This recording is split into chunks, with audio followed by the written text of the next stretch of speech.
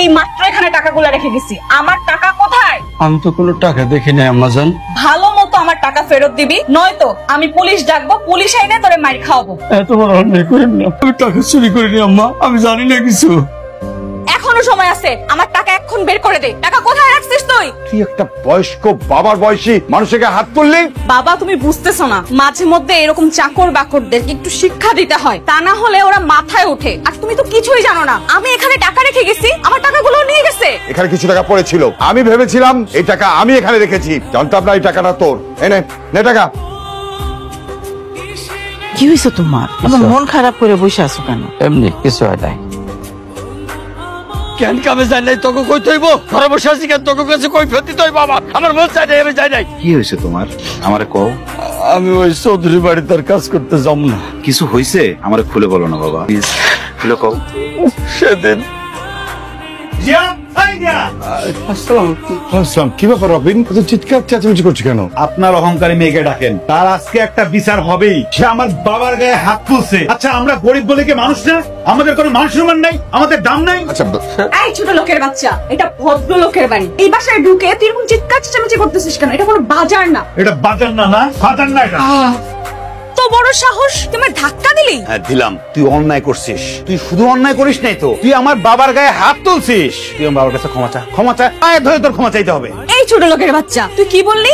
আমার বাড়ির চাকরের কাছে আমি মাফ চাইবো? তোর এত বড় সাহস, তুই আমার গায়ে হাত তুলছস? হ্যাঁ তুললাম। আর একবার আমার হাত ওঠার আগে আমার বাবার পায়ে ধরে ক্ষমা চাইবি, না হলে কিন্তু আমার হাত কিন্তু আবার উঠতেই থাকবে। বাবা রবি, তোকে অনুরোধ করতেছি, আর ম্যাম সাহেবের লোক লাগিস না তুই, আমার কাছে ক্ষমা চাইতে হবে না। এই অহংকারী মেয়ে, নিজের কি ভাবো? হ্যাঁ শোনো, তুমি যত টাকা লালকি আর অহংকারী হও, এই যে তোমাদের বাড়িতে কাজ করে এই লোকটাও কিন্তু একজন মানুষ। সে গরিব হইতে পারে, কিন্তু গরিবরা কি মানুষ না?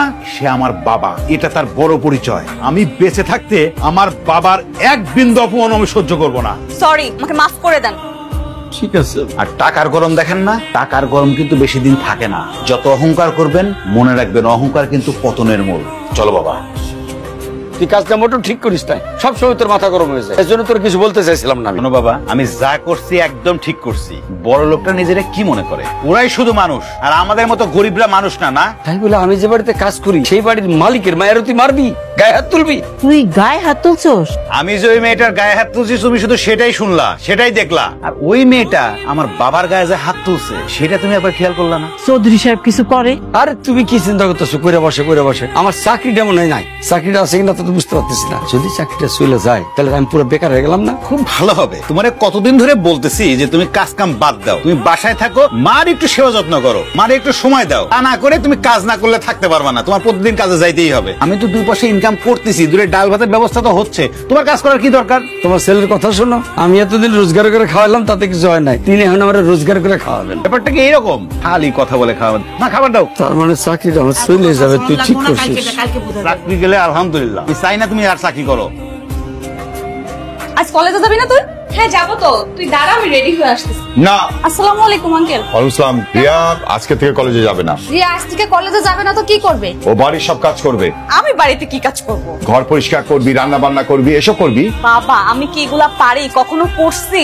বিয়ের আগে কেউ পারে না, বিয়ের পর শ্বশুরবাড়ি গিয়ে এসব কাজ করতে হয়। শোনো বাবা, যে বাড়িতে গিয়ে আমার এসব কাজ করতে হবে সে বাড়িতে আমি বিয়েই করবো না। মগে মূল্য পাইছিস তাই না? শ্বশুর বাড়িতে প্রত্যেকটা মেয়েকে কাজ করতে হয়। আজকের থেকে তুই বাড়ি বাইরে যেতে পারবি না, কলেজ বন্ধ, পড়াশোনা বন্ধ, মনে থাকবে? এখনো সময় আছে, ওকে একটু বোঝাও। আচ্ছা ঠিক আছে।